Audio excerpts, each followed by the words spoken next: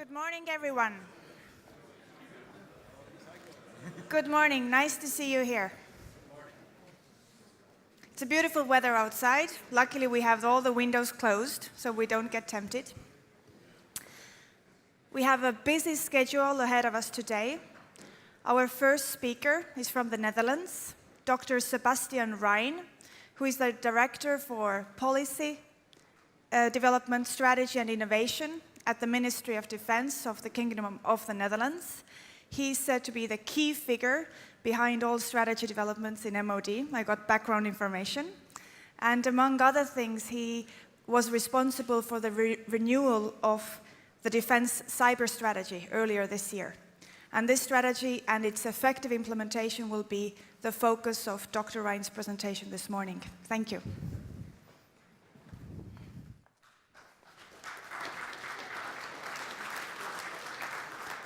Thank you very much for that introduction. It's a real pleasure to be here and to speak to you on this second day of our deliberations. You probably know that the Dutch are active supporters of NATO's cooperative cyber defense center here in a Center of Excellence here in Tallinn, and there are quite a few of us here, and I think we were going to do the wave. Is that right? There they are. Many colleagues here. Personally, as a policymaker, and you refer to that as well as the cyber director for the Dutch intelligence services in recent years, I've come to regard the digital domain as the most fascinating, challenging, complex, and significant area for military innovation. And I am therefore putting much store into further developing our cyber strategy, and I am ready to learn today as much as I can from you at this conference. Now, there are, of course, many issues that we can discuss, that I could discuss, but I've chosen to bring the following question to the fore. How can we ensure an effective implementation of our cyber strategies within our respective organizations? And how can we create the conditions for success in the digital age? Now, the first thing we need to do, of course, is to acknowledge that we are revolutionaries. The digital information revolution may well be the most important development in mankind since the Industrial Revolution of the 19th century, changing the way we live our lives, connect, organize our societies, do business, wage war. We also need to recognize that we are in the early stages of this revolution and that we do not know precisely where it will take us. What we do know is that this new world on the right side of this hemisphere is already looking quite different and much more complex than the old world on the left. Of course, this new world is already familiar terrain to many of you. Yet it remains worthwhile to take a step back every now and then and consider the significance of the change that is unfolding.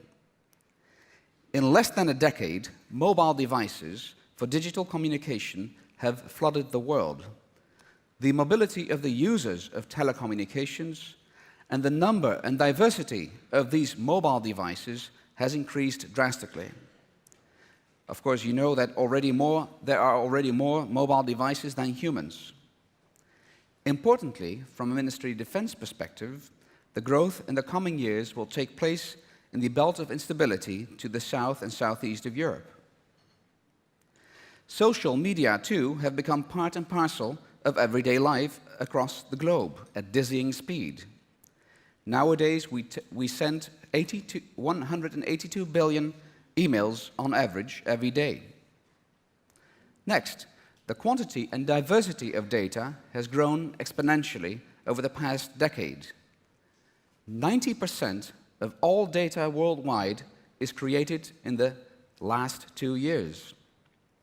2.5 trillion, a one with 18 zeros, bytes of data are being produced every day. And we talk not only of big data, we also talk of fast data. Any data caused by an event, activity, or interaction via social or online channels, mobile devices, sensors, point of sale, Internet of Everything.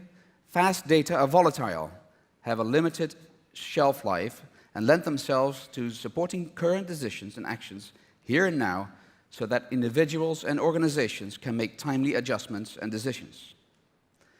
Lastly, the complexity and density of communication networks has rapidly increased. Within the global telecommunications network, traffic is routed in accordance with mostly economic factors in relation to transportation costs. One moment, traffic is routed through the air, the next moment via cable. So a very complex picture. From a defense perspective, how in the world do we ensure that in the ocean of data we can identify the threat or an attacker? How can we ensure the security of our systems and supply chains? I'm not going to tell you that the digital information revolution already deeply affects the military domain, because you already know that. And perhaps you're in one of these pictures. And for some years, now the digital domain, cyberspace, is being regarded within NATO, the alliance, as the fifth domain for military action. The digital information revolution provides opportunities to fundamentally enhance the effectiveness and efficiency of our military operations, but at the same time presents risks that cannot be ignored. This, of course, is accepted wisdom, so I don't need to dwell on it. What I do want to talk to you about is the thinking behind our defense cyber strategy, and hopefully to address some themes that might be of interest to you as well. Now, the Dutch like to think of themselves as being in the digital forefront, of course, after Estonia. Dutch society is internet savvy. The Netherlands is one of the data hubs of the world, and we have a fairly well-developed national cybersecurity strategy. This ambition of being ahead of the game is reflected in our defense cyber strategy, which was first formulated in 2012. It is important to note that we have continued to invest in cyber in the past couple of years, despite severe budget cuts. And the Dutch government added money this year too to the budget for cyber purposes. It is also important to note that we do not have a cyber defense strategy, but a defense cyber strategy. We look at cyber as an integral part of military operations in the digital era. In our strategy, the defense, intelligence, and offensive strands of cyber are interlocking. To stay ahead of the game and to cope with digital threats to our operations, our systems, and our information, we are eager to learn. And therefore, we aim to pool resources and deepen our collaboration with our partners in the years to come. Over the past couple of years, 2 years, since the formulation of our strategy, we have made some important strides. The expansion of our Defense Computer Emergency Response Team, the setting up of a joint SIG and cyber unit in conjunction with the General Intelligence Service, the two services, and the establishment of the Defense Cyber Command in 2014, the establishment of a Security Operations Center monitoring the security of our systems. In sum, we've laid the foundations for the Dutch defense organization to operate and act in the digital domain. So are we there yet? No, of course not. We are now focusing our effort on ensuring the effective implementation of our strategy, in addition to strengthening our capabilities. This means we place emphasis on creating the conditions for success in the digital age. We therefore look into our personnel policies, acquisition and innovation processes, partnerships, knowledge base, awareness level, and legal framework. The aim of the recently published update of our strategy, which is available to you on the, I believe, on the website, is therefore not only to give direction to the further development and investment in capabilities, cyber capabilities, but it is also to create the right conditions for the organization to function in the digital age. So I would like to address some of the themes that concern these conditions. First of all, attracting, retaining, and developing cyber professionals is clearly our #1 priority. As Albert Hubbard said, one machine can do the work of 50 ordinary people, but no machine can do the work of one extraordinary man, at least not yet. Smart, skillful, and motivated cyber professionals are the most important capabilities one must have at one's disposal in the digital domain. This is because in-depth knowledge of this domain is indispensable to ensure the success of operations, and this knowledge is to be found in people. We at the ministry, but I think this is true for others as well, have to put a great deal of effort into attracting and retaining sufficient people with specific knowledge. Given the shortages on our labor market, competitive recruitment and flexibility will be necessary. Coordination of our personnel policy for cyber professionals with public and private partners is also important. Most of all, defense organizations, we think, will have to rely on the unique significance of their work and the sense of purpose that employees can derive from it. This, I emphasize, is our main selling point. But we also will have to apply flexible personnel policies in order to be attractive. Limitations arising from military personnel placement policy, such as limited placement duration, job assignments, and the ranking system, must be avoided. It also helps to put cyber firmly on the map as a defense-wide discipline, promoting the development of career patterns and the exchange of personnel between MOD divisions. Finally, we will further expand the number of cyber reservists, people from outside the organization, but with closely connected to our defense organization in the years to come. Second, we need to make room for small innovation as opposed to big innovation. This is another way of saying, think big, act small. At Ministries of Defense, we are accustomed to developing multi-year plans, making large investments, and work toward a capability down the line. The development of production of weapon systems usually takes years. This simply does not work in the digital domain, with its extremely short innovation cycle, taking only months rather than years. The development of digital technology also tends to be difficult to predict. We need flexible, simpler procurement processes. And we also need to build up a development capability. In order to meet an operational need, it is often necessary to be able to develop digital tools ourselves, using the technology that can be obtained on the market. The targeted development of digital tools for use within military operations requires a smart development capability supported by a concept development and experimentation environment. Unfortunately, traditional large-scale change efforts that challenge the core of the organization often fail. Change management is not rational. It's intensely political. We therefore need to focus on allowing change to happen at the edges of our organization.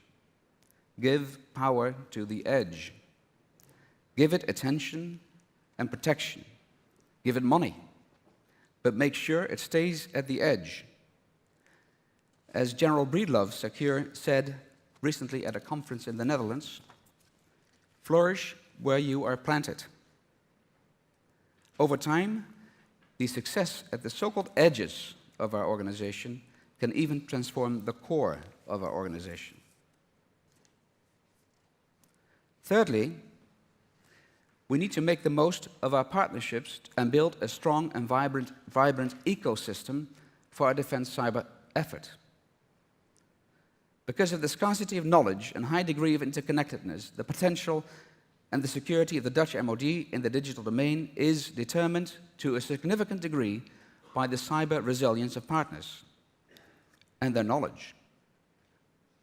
Intense collaboration between public and private partners is essential to strengthen national cyber resilience.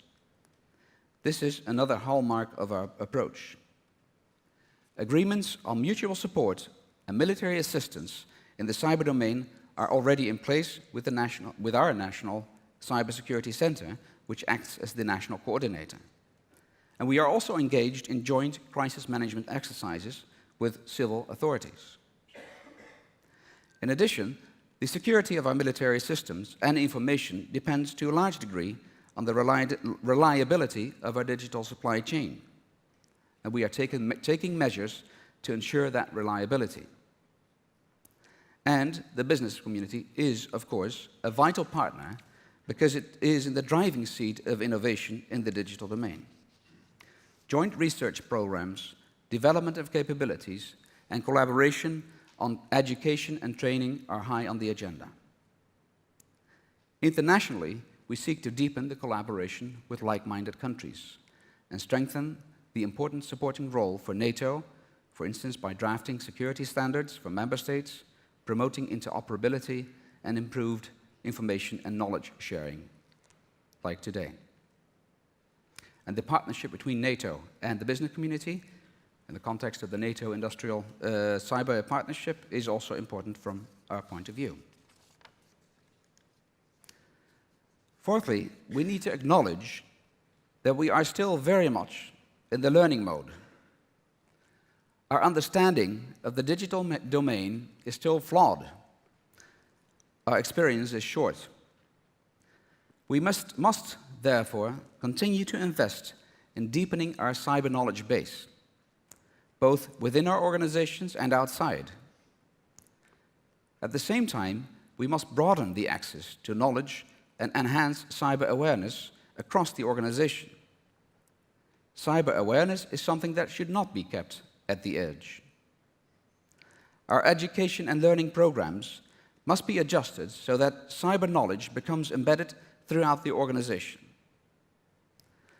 In the Netherlands, the Defense Cyber Command will initiate, therefore, and facilitate education and training of relevance to all levels of the organization, ranging from basic cyber awareness to highly specialized expertise areas.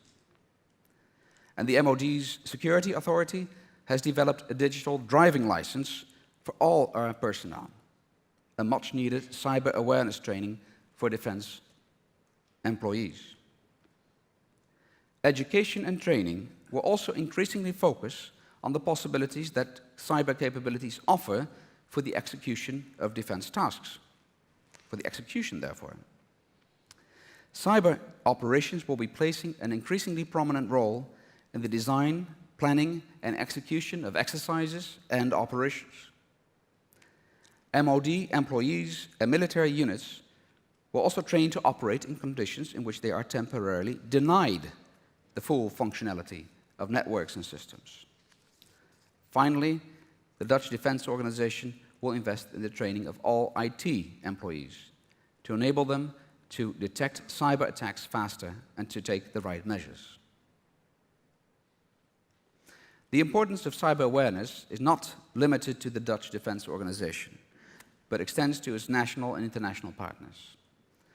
We therefore join forces with our civilian partners in alert online campaigns, and the Dutch Minister of Defense, together with her colleagues from Estonia, Latvia, Austria, Lithuania, have recently signed the Cyber Hygiene Initiative. This initiative aims to strengthen cybersecurity culture. Lastly, and I believe in yesterday's discussion this was also mentioned, we need to upgrade and update, but also upgrade our national legal framework. More specifically, the law that regulates, in the Netherlands at least, regulates the work of the Dutch intelligence services. The current law predates, written in 2002, predates the digital information revolution and prohibits the interception of communications on cable, simply because the law was written in 2002, only 15 years ago, when most communications still traveled through the atmosphere. In this particular area, I regret the Netherlands is not ahead of the game. So therefore, the Dutch government recently submitted a proposal to Parliament to change the law to the effect that our intelligence services are allowed to intercept communications on cable. This change, too, is of great importance for the effective implementation of our defense cyber strategy. Logical though this update may seem, this is of course a sensitive issue as it concerns the balance to be struck between privacy and security. But we are well positioned for this debate. This is no black or white story. Our national cybersecurity strategy puts the balance between security, freedom, and social and economic benefits at the core of its thinking. The balance between these three aspects, security, freedom, social, economic aspects, is a dynamic one, intended to be realized in a constantly open and pragmatic dialogue between all stakeholders, both national and international. In conclusion, our strategies will not be effective if we do not anticipate, or at least try to fathom, the implications of further technological development. By this, I do not only mean the further development of the digital information technology, but also the convergence of diverse technological and scientific developments with, yet again, revolutionary implications. With the development of artificial intelligence, fueled by Moore's law on the exponential growth of computing power, we might eventually even be facing the philosophical question, what still distinguishes a man from a machine? Now, we are not there yet, but let's start thinking about the implications for the military of machines, computers, robots, and the like, that are more intelligent than humans, or maybe even human mankind. The so-called singularity idea out of the United States is one expression of this, and it's worth to explore its potential significance. But that, I hasten to add, is for other speakers at this conference. I understand later today there's one session that addresses this issue. I would like to focus on getting our current strategy to work. Thank you very much for your attention.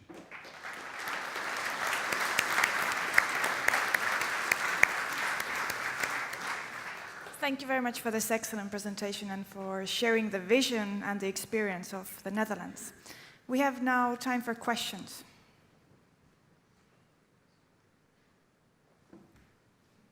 Yes, here.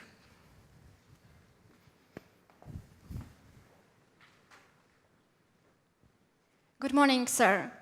Good morning. You said that you are considering updating the legal framework on intercepting data from cable.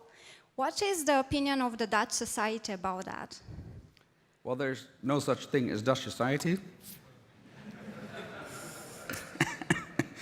But there are many Dutch people with opinions. I don't know. I think Dutch society in general understands, in particular in this new security context, that we need to enhance the security of our digital domain, and also that cyber is part and parcel of military operations. Political support for our defense cyber strategy in Parliament, support in Parliament, has been very strong and very broad. Most parties, I think with no exception, I think all parties strongly support the cyber effort of the armed forces in the cyber domain. The issue of cable is more sensitive, obviously, and there's a lively debate on the balance between privacy and security, or as we analyzed it in the Netherlands, between freedom of the internet, the social and economic aspects of the internet, and the security of the internet. So there's a lively debate about it, but I think we've come a long way in this debate, and the government has secured support, political support, in Parliament for the proposal that it did to revise the law. There will be more debate because we will soon be offering up the change law, the new law for internet consultation. This is a requirement in the Netherlands that all laws undergo internet consultation, and everyone can respond to the new law. So I do anticipate that in the course of this year, maybe next year as well, we will once again see a lively debate. But I think overall, with all the guarantees that we built into our system, I think we will see a new law that does what we think needs to be done, give access to cable to our intelligence services with certain provisions. Thank you. Do we have more questions? Please state your name and affiliation. Yes, good morning. My name is Gabriel Jacobs, and I am from a company US called Alta Systems. My question is, we know that in recent years, the cyber attacks are becoming more and more sophisticated, like self-organizing botnets and so on. So my question is, how much Dutch people or Dutch society or your defense agency is spending on fundamental research on cybersecurity versus training people in civil and military people? Yeah, we are doing both. We're investing in fundamental research, in particular at our research institutes, defense research institutes, but also making use of knowledge in the private sector to understand the fundamental nature of the threat, and doing the education and the training of our personnel. So if you ask me how much are we doing, we are joining, for instance, we are joining effort with our civilian partners in fueling innovation and also fueling research and development in the cybersecurity domain. Every year we put out money and we ask anyone basically to come forth with proposals, specific proposals on cybersecurity related issues. And these proposals are then assessed by a multidisciplinary team and either approved or disapproved. And when approved, an organization, usually a university or a research organization, can then engage in this type of research. So we're doing various things to enhance our research and development effort in this area. Thank you. And time for one last quick question here in the front row. Oh, here.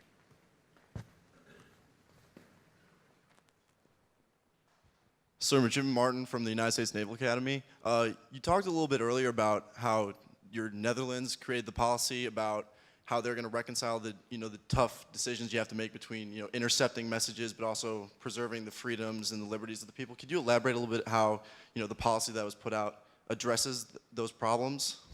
Thank you, sir. Yeah. Well, basically, it's become a very elaborate system of guarantees, which I think the first thing that can be said about this, that anything that the intelligence services do in terms of interception, including bulk interception on cable, needs to be approved at the political level. So the Minister of Defense or the Minister of the Interior will need to approve the interception. Of course, we have also the Oversight Committee, which is being strengthened for this particular purpose, which will be strengthened for this particular purpose, which has unfettered access to all information at the intelligence services. And they put out regular reports, which are partially open, the public reports, partially secret, but they will always be shared with Parliament. So therefore, Parliament, too, has the ability to control government in this respect. So there are basically three layers. So first, the political level within the government needs to approve. The intelligence services themselves cannot act on their own. Second, there's the oversight, professional oversight, strengthened oversight. And third, we do communicate with Parliament, and the Oversight Committee also communicates with Parliament, and Parliament can intervene. So I think it's a very regulated and well thought through and much discussed system of guarantees for freedom and privacy. Thank you very much, Dr. Rhine, for your excellent presentation, a token of appreciation. Oh, thank you very much. Thank you. Okay, thanks.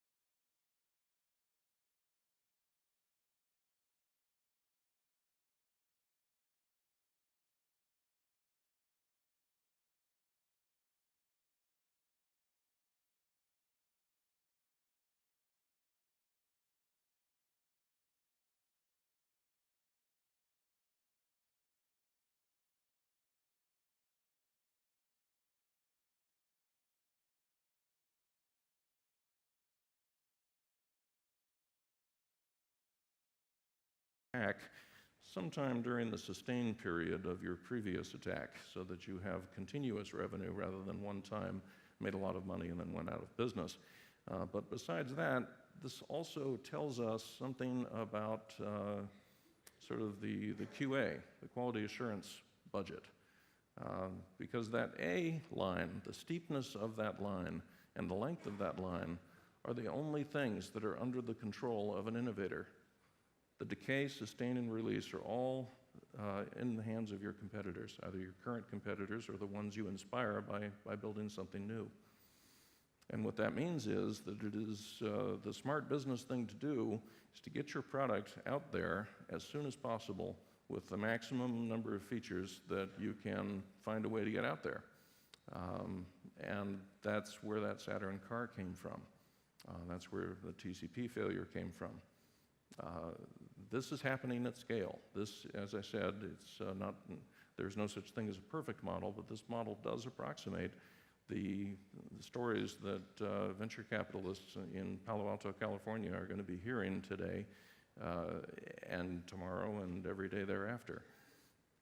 So this is why I call this a race to the bottom. Now you can do some things about this. Certainly in this audience, you know how practical or impractical each of these suggestions is going to be. It turns out not very practical. But there are nation-state attackers that use those sorts of problems in our infrastructure in order to attack us or in order to steal or get some strategic advantage by violating privacy or what have you. The estimate is that we're into the many hundreds of billions, hundreds of billions of euros per year of wealth that are being transferred from modern digitized countries into less modern sort of old Soviet bloc countries or the oppressive regimes here and there in the world, all by exercising flaws in our digital infrastructure. And we'd like that to stop because those hundreds of billions of euros represent a logistics advantage to our adversaries. And so we would very much like to do something about it. So in case you thought I was only talking about commercial problems, this has some real strategic national security implications. So it strikes me that some countries may have earned the fire axe through some wet cable that would otherwise put them online until they're ready to behave a little better. I would very much like to increase the compliance burden for device manufacturers. It should be the case that before you can deliver device technology into the self-driving car arena, for example, that you've shown that if somebody can get somehow onto the communications bus of your vehicle, they won't be able to suddenly spin the wheel rapidly to the left or otherwise kill you or kill a pedestrian or whatever. In other words, I'd like to see some red teaming, and I'd like to see an international standards organization of some kind. Could be ISO, could be Underwriters Laboratory. I don't care who it is, but I'd like to see some kind of a base standard before human life safety can be put in the hands of technology that is part of a race to the bottom, please. And we could also increase the compliance burden on ISPs. I've been talking to some folks at the Securities and Exchange Commission to find out if possibly source address validation could become a checklist item for auditors for public companies, and they would have to disclose whether or not they practiced source address validation on their networks and whether they required their vendors to do so. Because this is a rising tide that could flood all shores. This is a global problem that nobody is worrying about. And we're going to have to find some indirect ways to solve it because there is no individually rational incentive for solving it because, as I explained earlier, you just make life better for your competitors. So in the military world, World War II would be a great example of how kinetic weapons deployed along visible borders in a declared war with defined objectives, concentrated capital, and economies fighting economies by basically saying, I believe that we can build a better logistics supply line for our army than you can for yours. Right? The best logistics won. And that's certainly what you will read in Sun Tzu, for example, The Art of War. This is not a war in the same sense that the Cold War, the war on drugs, and the war on terror are not wars, even though the civilian leadership likes to call them wars. And in cyber war, we don't declare it.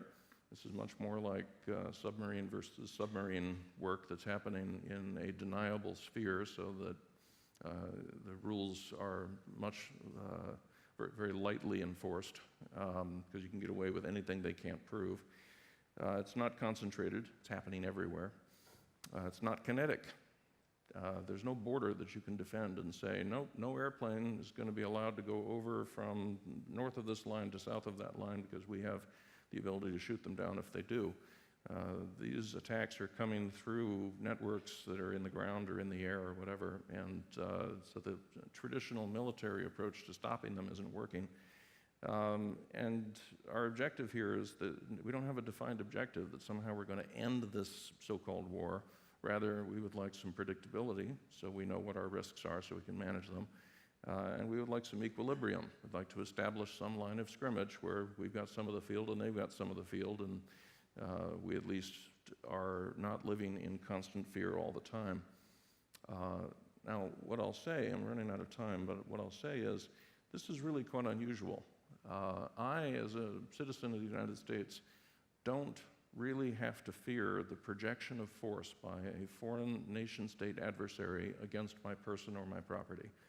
I really can count on the U.S. military to make sure that no cruise missile comes out of the sky and lands on my house and destroys me and my family. That's a solved problem.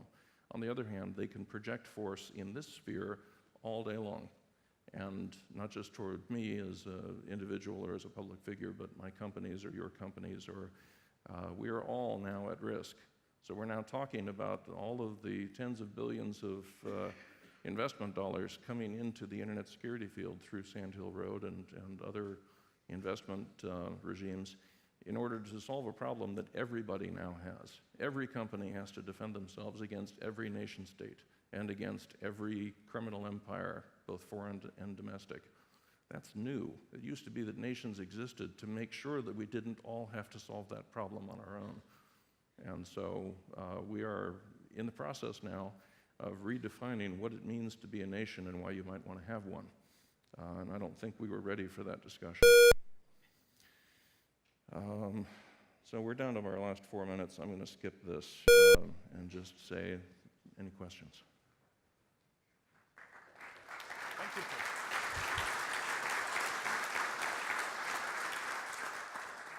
Yes, thank you, Paul. And now I'm sure there come some questions from the audience. There's the first one. Thank you. So about the source address validation, that Estonia actually does it. But another thing about it is that if you use the same ISP's IP address, then it still can be spoofed. So is there a cure also for that? So I'm glad that Estonia does it. You're a model for the world, and I wish that you would trumpet your successes, both how little it cost and how much it benefited you, so that you might be able to create a wave. But yes, the granularity of the filtering directly affects its cost. So if you use egress filtering, in other words, where an internet service provider connects to the rest of the internet, to simply say any address that isn't part of my ISP cannot pass this line, then that will give some of your customers the ability to spoof the source address of others of your customers. That's a lot cheaper, however, than to give each customer their own filter. So yes, there is a very simple solution to the problem you've described, but it costs more. And given that we're already in an asymmetric situation where we have high cost and low benefit, that turns out to be a hard sell. For the next question, please state your name and affiliation, please. Yes, Fernando Maimi from the Army Cyber Institute at West Point. The proposals that you make are politically and economically unpalatable to many. And yet the work that you did to contain the effects of Conficker demonstrate the potential for using a force of volunteers to solve problems. Can you think of any big internet problems we have that would benefit from a similar approach to being solved in the absence of policy or economic issues? Yes, I can. So Dan Geer works for In-Q-Tel, gave a wonderful presentation as the keynote for Black Hat in Las Vegas earlier this year. And he made a series of proposals that would more or less call for a large number of volunteers in the style that you're describing. One of them is that if you are the provider of software and it's just normal commercial proprietary software and you wish to abandon it, you wish to say, sorry, no more bug fixes, that thing's dead. We'll give you a cheap upgrade path to something else. Dan Geer suggested that it might be a matter of national law or perhaps a trade policy that you would have to put it into open source as you abandoned it. Now I ask you to consider that we have still many tens of millions of Windows XP machines. A lot of them were pirated, so Microsoft was never paid for those licenses. It's not exactly in Microsoft's best interest to go on supporting Windows XP for the next 100 years in order to get those things to be a little bit more bug-free. So this might be a case where if Windows XP were placed in open source, that a large number of volunteers would be happy to go fix the problems with that. I don't think it would cut into any future revenue because Windows XP is a pig. So I think Microsoft could still sell Windows 10 in that world. But that would be an example of a solution along the lines you said. Last question. There in the back. Hi, Kenneth Geers from the NATO Cyber Center here. It sounds like you have both a deep technical understanding as well as an appreciation for military affairs. So I was wondering your thoughts and concerns on the militarization of cyberspace. I am very concerned about the militarization of cyberspace because the internet is all commons. There is almost no attack that you can plan or execute that won't have deleterious side effects to innocent bystanders. I stood firm against a lot of the DDoS attacks that happened during the Occupy Wall Street movement on the basis that, you know, this is not civil disobedience. You're DDoSing PayPal, and there are a lot of people that would like to buy and sell things on PayPal who are not part of your movement, and they're not opposed to anything. They're ideologically aligned with you. And that would be an example of how it is that no matter what you do on the internet, it will probably have effects that you didn't know about, couldn't predict, don't intend, may even regret. And I think that is especially true for military action on the internet. So I am very concerned that this is not a solvable problem, but that we are going to move forward anyway. Yeah, just out of curiosity, please also allow me a question as the last one maybe. So we learned in the early years we had IP, then we had the abstraction level of DNS to make things smoother. Now just having learned about the Internet of Things, the Internet of Everything, you see there is a need maybe in the nearer future for a new abstraction level on a higher level than DNS. Maybe this also helps us to defend the nation at the borderline. Yes, and so we're constantly adding abstraction layers, both software and hardware. We virtualized the old thing that used to be real and then incorporated in the new thing. So we've already done what you said, which is the web. Yeah. So we have an entire naming system that uses the DNS as part of it, right? You can't have a web without DNS, but it expresses the location of objects in a much more semantic way. So I think the semantic web would be an example of what you're talking about. At least as far as being an overlay that is maybe more effective for this century than DNS. But I don't think it will help us with our border problem. Thank you. Thank you very much. Thank you. And also from us, as a token of appreciation, to take back home. Okay. So we will have a coffee break now, and we will meet again at 11 o'clock. In this room, room 1, we will have the panel, and in the second room, in room 2, we will have a session on artificial intelligence. Okay, thank you.